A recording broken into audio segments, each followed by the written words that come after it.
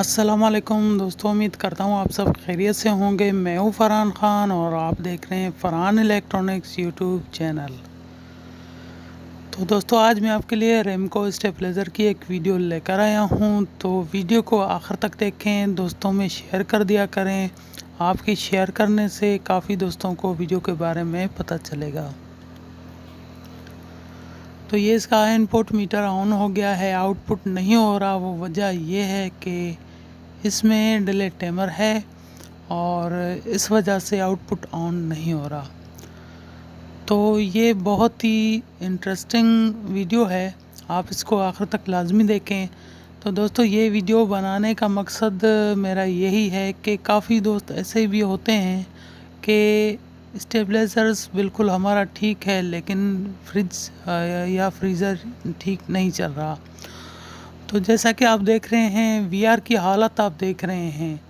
तो काफ़ी लोग ऐसे हैं कि घर में भी इसको खुद ही घुमा के वीआर से वोल्ट बढ़ाने की कोशिश करते हैं, जिसकी वजह से वीआर तो ख़राब हो जाते हैं, लेकिन जो कंप्रेसर इस पे चल रहा होता है वो भी अक्सर औक़ात जल जाता है और इसका ट्रांसफार्मर स्टेबलाइज़र का भी काफ़ी औक़ात में जल जाता है। तो पहले तो आप बग़ैर ब्रेक के इस वीआर की सेटिंग या इनको ना घुमाएं।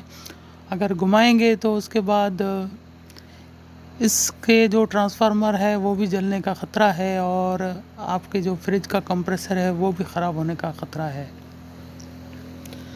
तो अब कोई भाई ये मेरे पास लाया था और उसने कहा कि इसके वोल्ट ठीक नहीं है।